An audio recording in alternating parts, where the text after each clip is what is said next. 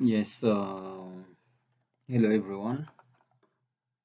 Today we are going to look at basically how we can be able to work with data within this kind of software.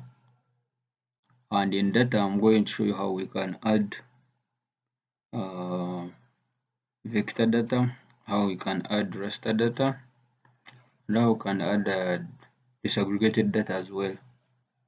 So let's begin.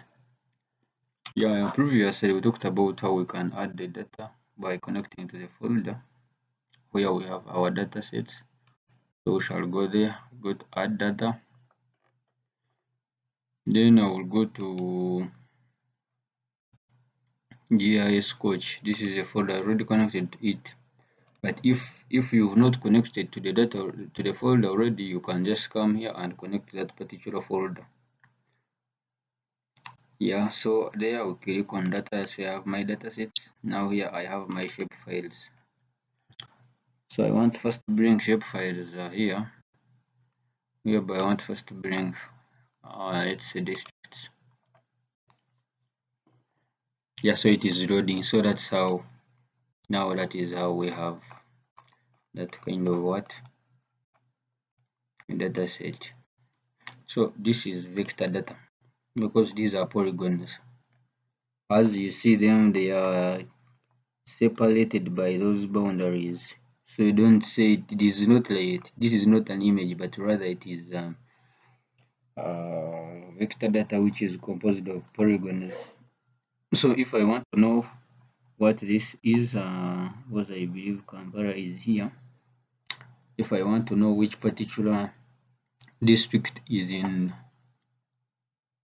surrounded by maybe this, or if I want to know which kind of district this is, I just come here, say identify to, click on it, then you come and select that. You see, this one that I clicked on is the one which is here, that is Kampala. When I double click on that, it takes you there. Yeah, the same applies if I want to check out this, click on it, that is Nakaseke. Yeah, so that's how we can be able to identify um which kind of district that is. So that is one. So with this, like we said, you can change the color, make it transparent. You see, no color. You can change the color of the outline and make it red. Yeah, that is how it is. So you can actually as well. You can make different districts, different colors. So we can just properties. Um, After properties, you go to that is a what properties, then symbology. After symbology, you have unique values. Then those unique values, here you choose the color ramp. Which kind of the color ramp do you want to choose? So when I say apply and I say okay, why? Let me first check something because each and every district should have its own what? Should have its own value. Each and every district should have its own value.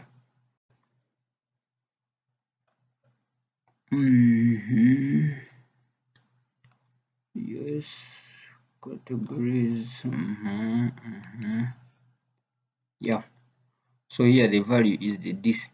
Dist is the attribute which it is a field in the attribute table which stands for district name. So I'm saying I want you to go to the value of district, whereby where I find Kampala, where I find Masaka, where I find this, you give it a particular color. That's what I'm trying to tell it. But wait, still it is not coming the way we want it. So what do we do there? Unique values.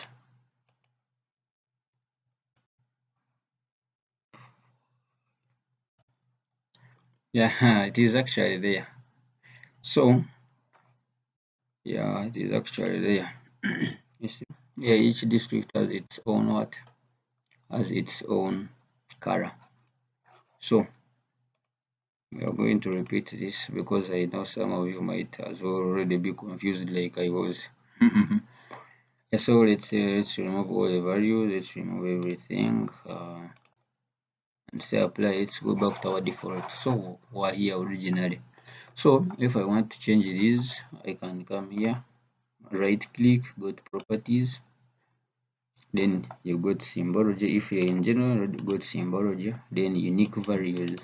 So unique values, you're trying to use this attribute of this attribute here, this column in the attribute table of the districts. Then you select the color ramp. You can as well now, you can, let's say, choose this now. Then you come here and say add all values for those particular district. I want you to add those values. Then you say apply. You see, I've already made that the way you want it. Yeah, so that is what we can do with that.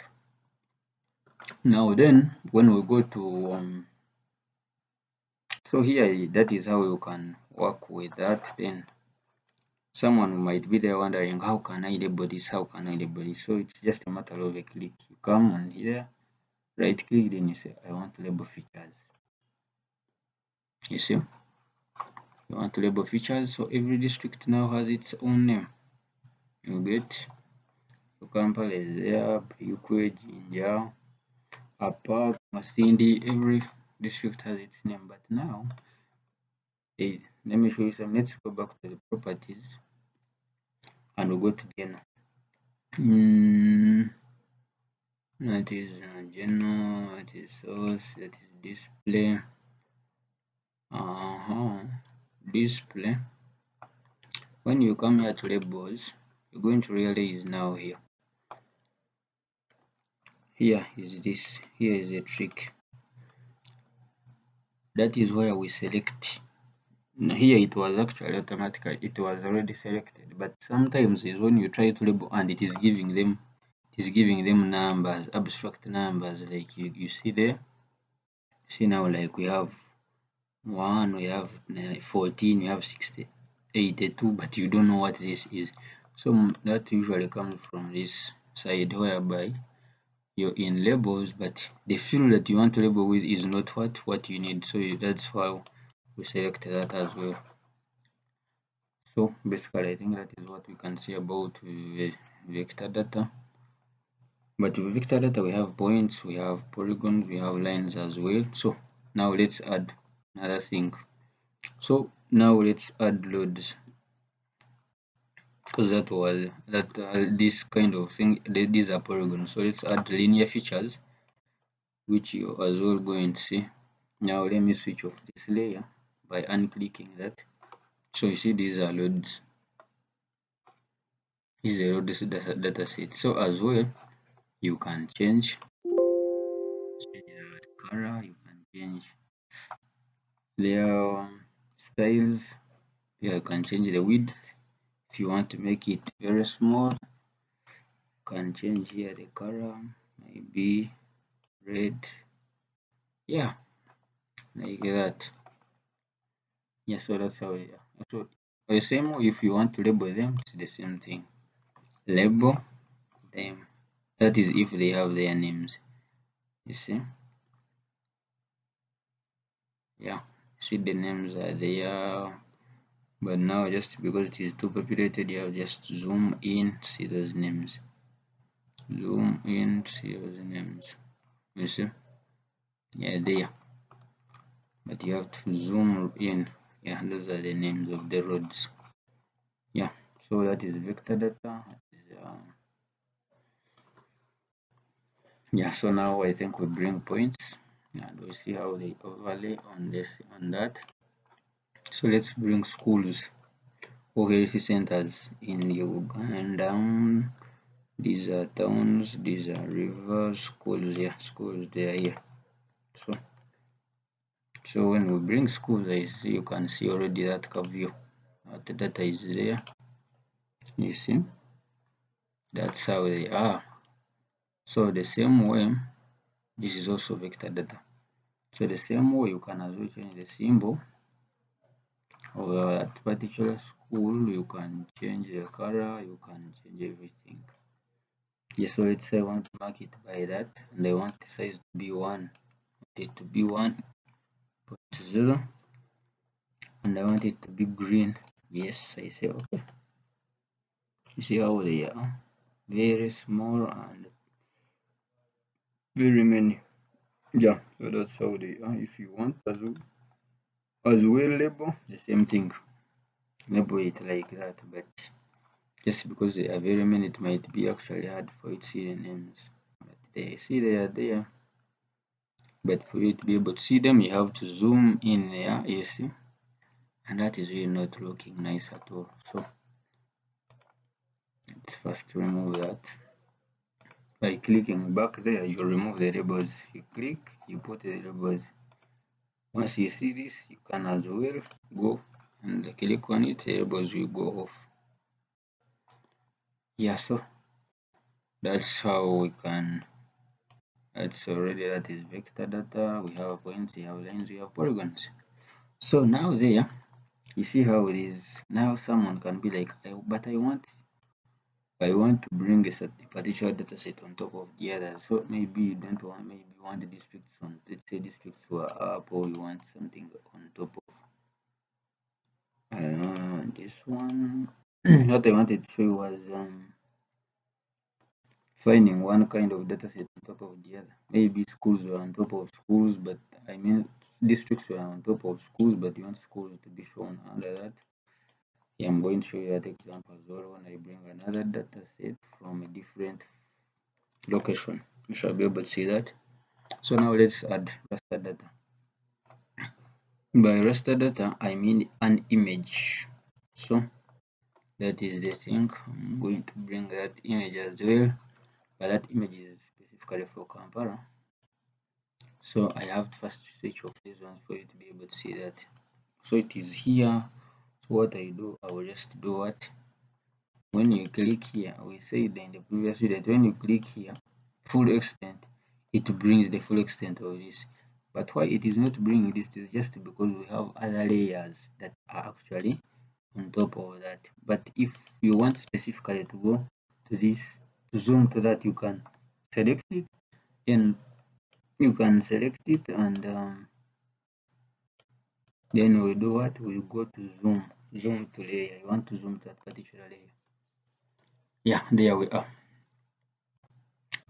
You get that? So if you want to zoom, when I say zoom extent, it disappears because it is not the only data set here. It takes the full extent of this, of all of them. But if I want to zoom only on this one, I just right click here, then go to zoom to layer. That's why it brings that. So like I told you, this is an image. It is a raster image, meaning that it is composed of various tessellations or pixels that have pixel values. So if I zoom in, you're going to realize that actually we're going to see how they are. You see, this is what I'm doing about. These are pixels. Even if you take a picture with your phone, a selfie or what, if you zoom in so many times, you will realize that it will actually come to these kind of squares, which we call tessellations or pixels. So every picture, every photograph that you see is composed of various pixels that constitute that particular image. So if like let's say you can say this is I can say that this is a house. So these are all houses. So for it to be able to come up with this house, it is composed of various pixels. You see, these very many pixels that are combined to form that particular feature. So that is raster data. Yeah, so it is from this raster data that actually we can as well generate shape files, we can digitize and get other features. You get, yeah. So basically that is how we can deal with data. That is how we can actually add data within this kind of software. So I think in the next tutorial we shall be looking at more detail of how we can actually deal with specific kind of data. So now there's something else I have to show you here, which is adding, let's say, data within a CSV file. CSV file, or if you have your LS data, that is an Excel worksheet or workbook, you can just convert it to CSV from your Excel software. Then you bring a CSV file here. But you're going to realize this CSV, when you bring it, it does not show anything. Why? Because you've not told the software, like, you want to display which kind of a column has X coordinates, which kind of column has Y coordinates, which kind of column has Z. So you have to tell it. So now here, when I add it, I just come here, right click, then I want to display XY data. So when I click that, it asks me which field is X, which field is Y, which field is Z, and which coordinate system is that. So which field is X, that is easting, which field is Y, that is northing. This data never had a Z, so I'm going to leave the Z field as none. Sorry, here the Y is northing. So now here we go to coordinate system of the input data. So the input data of the coordinate system, or what I can say is the format in which the positions on the ground can be defined, whereby those positions on the ground, they can be defined maybe in easting, northing, XYZ Cartesian coordinates, latitude, longitude, that is geographic coordinates. So it is displayed in the positions on the ground can be displayed in various formats. But in this case, it depends on how you pick your data. If you go to the field and pick your data with a handheld, it depends on which system you're working in. So that's how you'll be coming here and you configure that. But this one, we use the 1960. So you come, let me say, come here, projected UTM, Africa, you look for ARC 1960, zone 36 north, that is what to use there. So after that, you say, okay. Yeah, the table does not have object ID field. Yeah, object ID field is a surrogate key that is generated by the software to uniquely identify each and every field.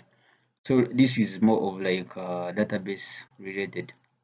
So the software here, it wants to identify each and every cell uniquely.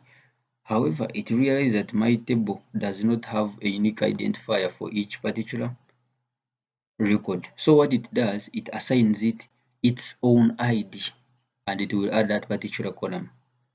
So you say okay. So now it is showing us that it actually has added the data. But where is the data? So we said you click on that, say, zoom to layer. Yeah, so it is showing us that these are what? These are the data sets. These are the points that we added. Get, so those are the points that we've added. So we can be able to move from a CSV, then after that you can remove it. So you see you can move from a CSV to actually to a feature class or shapefile, whereby when I click on it, I can be able to know which point is that, what it is. You get, yeah, so you can get all the metadata about that particular point. Yeah, so for this tutorial, we're basically looking at how we can add data in the software, and that is the key element, because without data there is nothing that can move forward. So that is what we can say for the day. So with that, I can say thanks for watching, and yeah, be patient. More content is coming. We are working so hard to keep you guys updated. So feel free to subscribe, feel free to comment, you can like, and you can drop in the group and ask any question. Yeah, like previously, I had someone called me and they had a problem whereby they could not have the data to access, like to use in the software. I'm working on that with our team. We are going to provide something. We are going to create like a repository where you guys can be able to download the data for sample use. Yeah, because data actually, I realize that data is a crucial thing, whereby it's not like you have that data right there and then. So we are going to provide data as well. So feel free to ask. Thank you for watching.